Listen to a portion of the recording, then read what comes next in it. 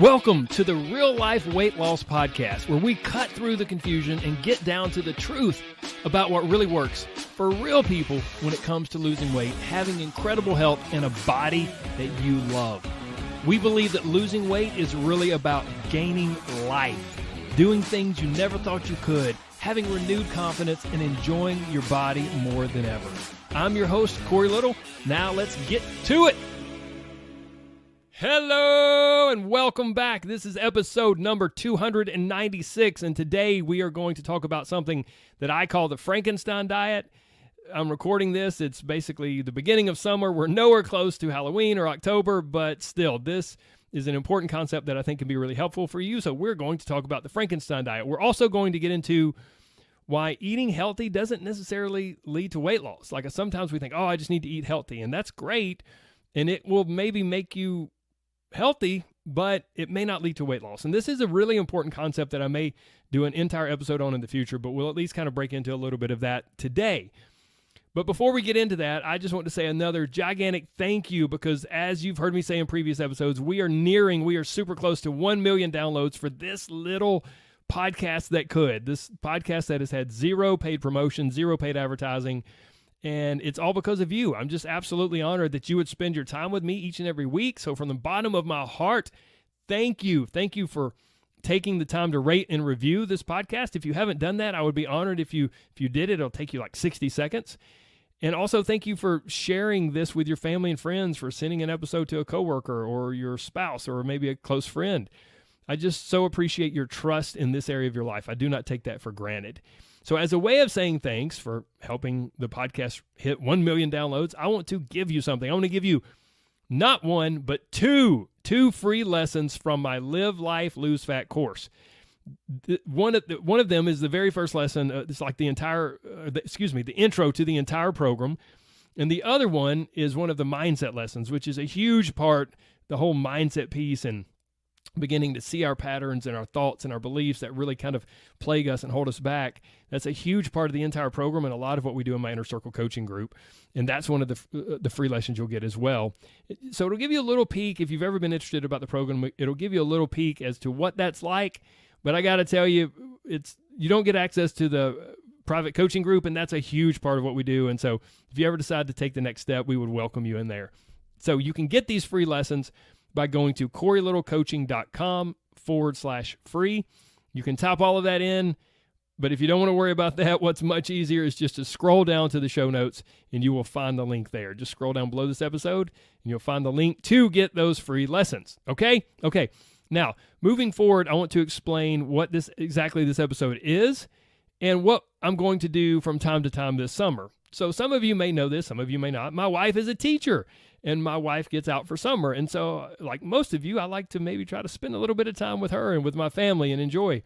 But I also don't want to leave you hanging. I so appreciate all of you, and I want to continue pumping out episodes each and every week.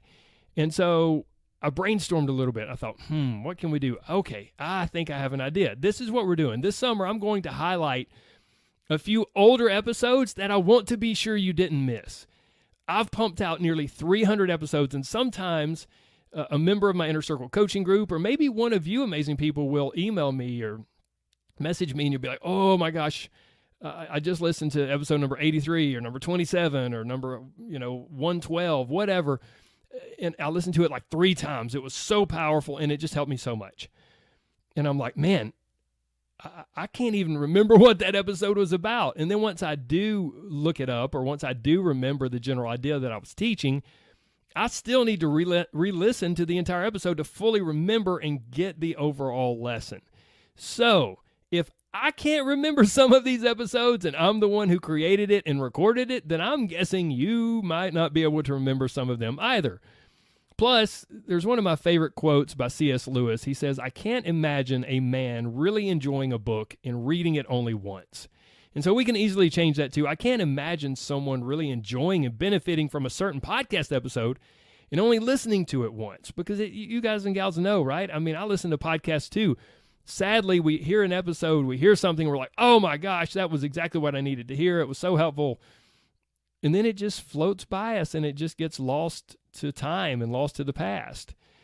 So here's the thing. Even if you have already listened to every single episode of this podcast, all of you amazing real lifers out there, that's what I call you.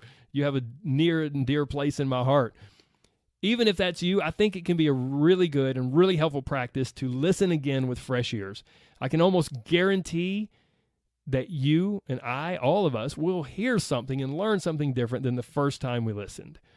So without further ado, let's revisit an episode that I don't want you to miss.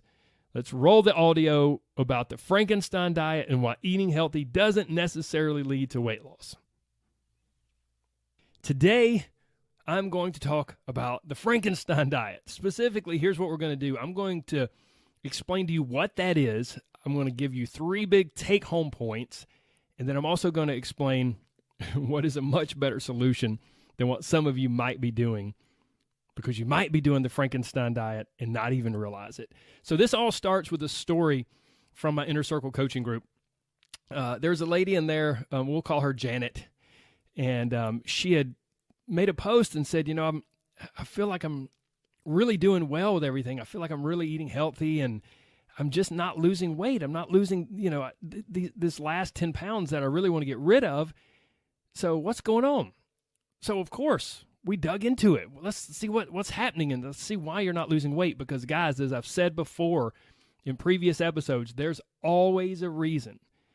There's always a reason if you're not losing weight. It's 98% of the time, it's not something mysterious. It's not something medical. It's not your hormones. There's a reason, and it comes down to something in your diet or something in your exercise. And the approach that I take when someone hits that roadblock, it's like I put on my detective hat. I become an investigator. Okay, let's dig in and let's see what's going on, and let's figure out why. And there is that 2% of the time when it doesn't make sense, and maybe there's a medical issue and someone needs to, go to the doctor. But again, 98% of the time, that's not the issue. So this is exactly what I did with Janet. We dug into things and we looked at what she was eating and not eating and her exercise and so forth and so on. And what I discovered was she was doing the Frankenstein diet. Now, here's what I mean by that. As I looked through everything, I realized that she had kind of taken some of the stuff that I've taught her and maybe some stuff that she's read in the past and other stuff that's really popular right now, and she had kind of created her own healthy-ish Frankenstein diet. That's basically what it is. When you take a bunch of different diets and you combine different elements to create your own diet. So, big take-home point number 1, or I guess take-home question: have you created your own Frankenstein diet? Are you doing a Frankenstein diet? Have you taken parts and pieces of other diets that you liked or that were easy to do, or that maybe just hung around after you quit the diet? You were doing, Whole30, 6 months ago, and you've kind of quit that, but there was these few recipes that you really liked, or there were these few elements of it that just hung around. Have you taken all of those different things and created your own diet, your Frankenstein diet? A little keto, a little Whole30, a little paleo, with a dash of, that Beachbody weight loss program, and voila, there you have it. A surefire sign that you're doing this is when you're using recipes from 3 or 4 different diets. Ooh, for some of you, you're like, yes, I do that. You think that, because it's a diet recipe, it must be good, right? Nope. Maybe it's good for that diet, but not when you combine it with a bunch of other diets. I want you to think of combining diets kind of like combining languages. So let's just imagine, let's go on a little fairy tale story here. Let's imagine that you really enjoyed studying languages, right? And you speak your native language. We'll pretend it's English, since this podcast is in English. And then you study Spanish, and you begin to learn Spanish, and you learn just enough Spanish to speak a little bit. You're not fluent. You just speak a little bit. And then you study German. Oh, and you learn just enough German to speak a little German, to kind of ask where the bathroom is and say hello and good night and, to order your dinner. And then you study Chinese, you study Mandarin, and you begin to learn just a little bit. Oh, wow, it's so different and it's so complex, and you learn just a little bit of Chinese.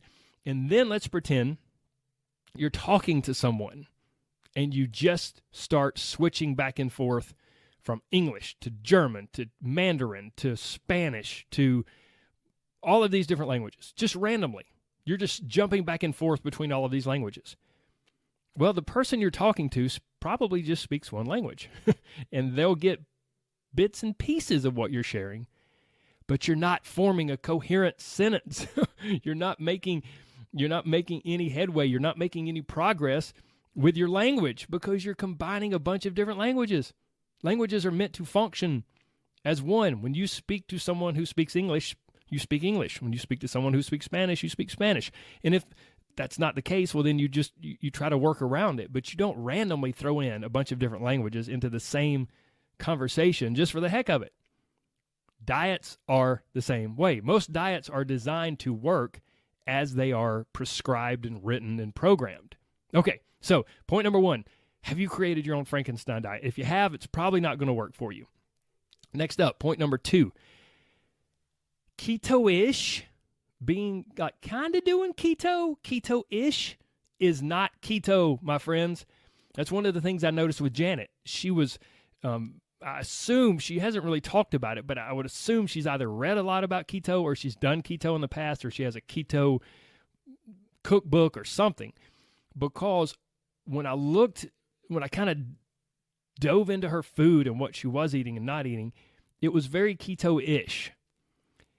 And she was combining that with some elements of what I had taught her and some other elements. And so here's the thing, guys. Like, I know keto is incredibly popular right now. I did an entire episode on it. I can't remember which number. You can go scroll back through the episodes to find it if you want. But some people think that keto is magical and like super powerful. And here's the thing. If it has any sort of power, it comes from something very specific. It comes from being in the state of ketosis. Ketosis is an actual physiological state.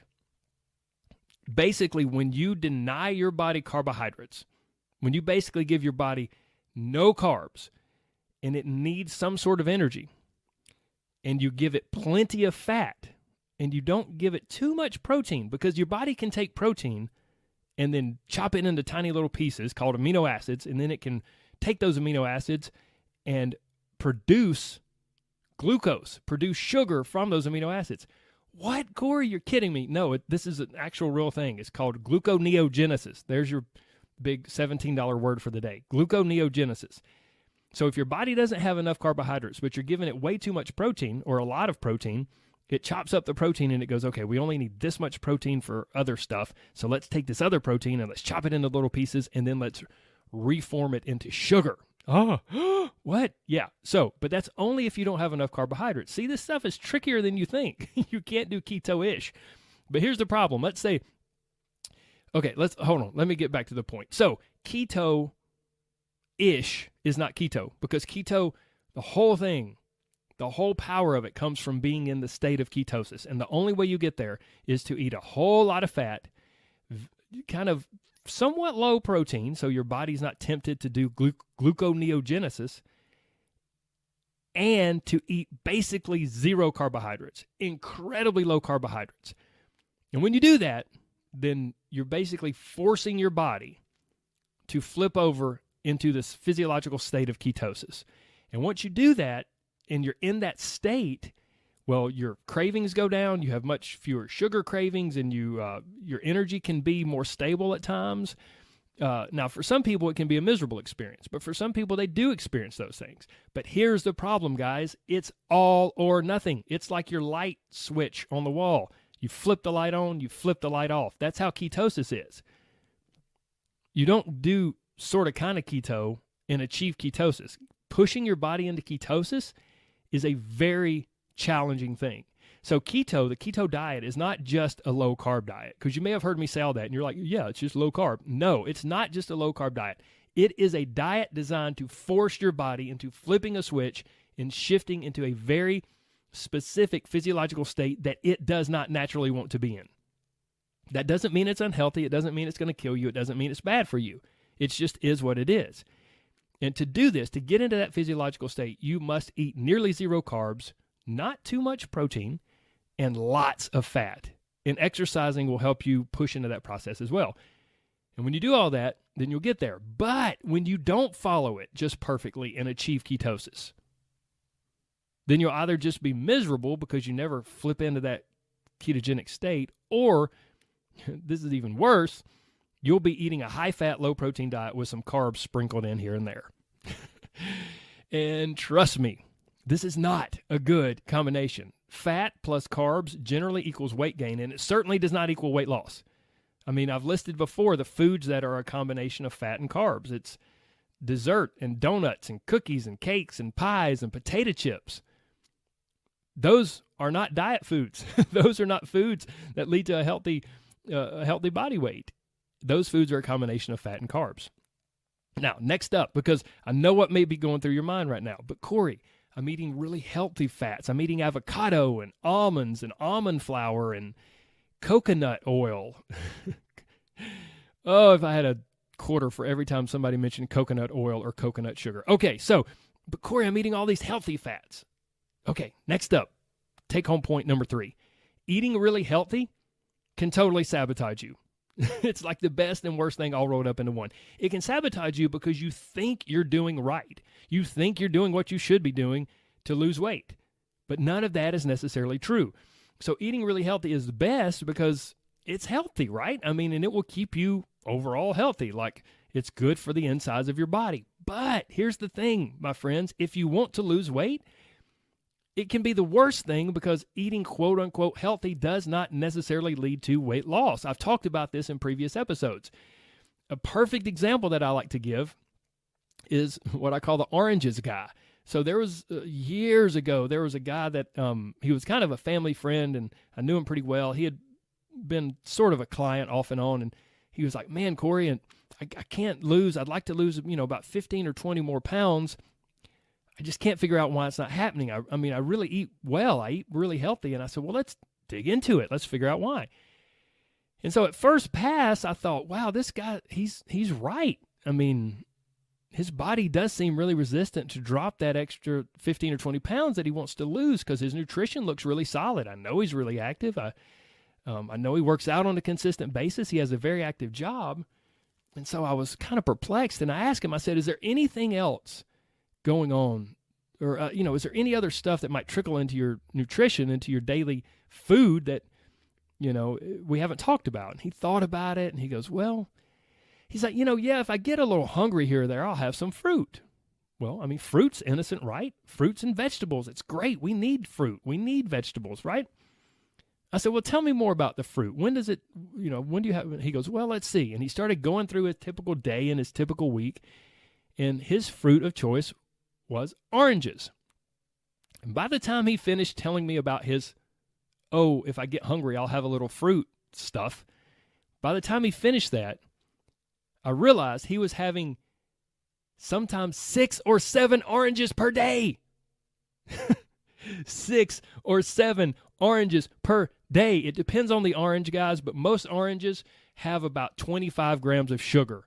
What? Yes. Now, is it natural sugar? Yes, but it doesn't matter. It's still sugar. So this guy was having, let's say 6 oranges, 150 grams of sugar from oranges. No wonder he wasn't losing weight. Is that healthy? Sure. Well, yeah, oranges are healthy. He thought he was doing great, but this is my point. Eating healthy can totally sabotage you. And it's not just with oranges, guys. When I was deep diving into why Janet wasn't losing weight, I realized that because of the influence of keto in her diet, she was eating a ton of fat. Was it healthy fat? Yes, it was, it was fattier fish like salmon, and it was almond flour, and it was, a little bit of cheese here and there, and but it was just this trickle of fat. Oh, and coconut oil, of course. How could I forget? Coconut oil. It was this trickle of fat all day long.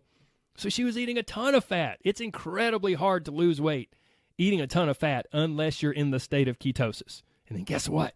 Once you eat some carbs, bloop, you're not in ketosis anymore. Okay, sorry. Let me leave keto alone. Okay, let's move along here. Well, before I leave this whole eating healthy can sabotage you part, there's another way that it can be the best and worst thing. It's also that when someone establishes what they consider an overall healthy diet, and they've kind of settled into a routine with that, I've found that they can have a much harder time changing what they eat. They have a much harder time shifting to what I call lean eating. It's like they're so entrenched in what they do and they like it. Okay, well, I'm eating healthy foods and I like what I'm eating and it keeps me where I am, and they're just resistant to change. It's like they've kind of developed their own healthy Frankenstein diet, and they feel good and they're healthy, and so there's not enough stimulus to change. It's like they're so close because they're already accustomed to eating healthy, but yet they don't want to make the changes to take that next step. I hope that makes sense. It's just something I've noticed here and there. And again, nothing wrong with that. Absolutely nothing wrong. If you have a healthy diet and you don't mind where your body's at, you don't have a burning desire to lose weight, then march on. Do it. Do your almond flour and your coconut oil and your 17 oranges per day. I have no problem with that. As long as you're healthy and you're happy, great. But if you want to lose weight, that can sabotage you. Next up, take home number 4, what's the solution? So what's the solution, Corey? What am I supposed to do? Well, here's the thing. Don't do some all-or-nothing diet. Good. That's a quick fix. Look, guys, the path to true success is paved with 2 things: learning and applying. Like anything else in life, you think about it. Raising kids, becoming a professional at your work, doing laundry, gardening, driving, just about anything. You name it. To get a good basic understanding, we either read about the topic or we talk to someone who knows what we want to know, who has experience in the thing that we want to learn. Then we apply what we learned. Then we evaluate what happened, what went great, what didn't go so great, what went wrong, et cetera, and then we learn some more, and then we apply all of that knowledge and experience, and then we repeat the cycle. We learn, we apply, we learn some more, we apply some more, and we just repeat that cycle again and again and again. That's how you master something. That's how you become great at something. That's how you master it. Now, when it comes to your health, your fitness, and your body, think about that, guys. Think about that. Your health, your fitness, your body. We're not talking about your work or fixing your kitchen sink or doing something in your yard. We're talking about your one and only body, the only one you get the entire time you're walking this earth. That's so important. That's so powerful. So when we're talking about your one and only body, would you rather be dependent on whatever the trendiest diet currently is? Or would you rather learn about how your body and brain works and how food and exercise impacts it, and then become the master of your own body and your own health? I don't know about you, but if there's anything that I want to understand and master, it's my body. So instead of just trying some all or nothing diet like keto or Whole30 or whatever, and then thinking that will solve all of your problems, I encourage you to choose a weight loss program or coach or nutritionist or whatever. Choose something or someone who will teach you about food and your body and explain the what, why, and how of it all. I think that's so important. In my coaching program, in my Live Life, Lose Fat program, that's exactly the approach I take. I don't just tell people, hey, do this, shut up and do this, and don't ask any questions. No, here's what I want you to do. Here's why it's important, and then here's how to do it. Here's the best ways to implement this, to ingrain it into your day and into your lifestyle. What, why, how. This way, when you do it like this, you begin to understand better and better how your body works, how food impacts your body, and how weight loss works. And then, it's glorious. It's amazing. You're no longer dependent on some stupid all or nothing on-off diet. Okay, my friends, that was a little soapbox for me. I hope this has been helpful for you. I hope you've really enjoyed it. Now, let's wrap it up like we always do. Remember, my friends, you are so much more than a number. And the scales never tell the whole story. They rarely tell the truth, and they never tell the whole story because there's so much more to you than what you weigh. You're beautiful and amazing and incredible. And remember, losing weight, it's really all about gaining life and living the life that you've always wanted. And I know you can do it. I believe in you, and I want you to believe too. Keep listening to this podcast. We'll get you there. I promise. Thank you so much for your time today. Much love. Take care of yourself. God bless. Bye-bye.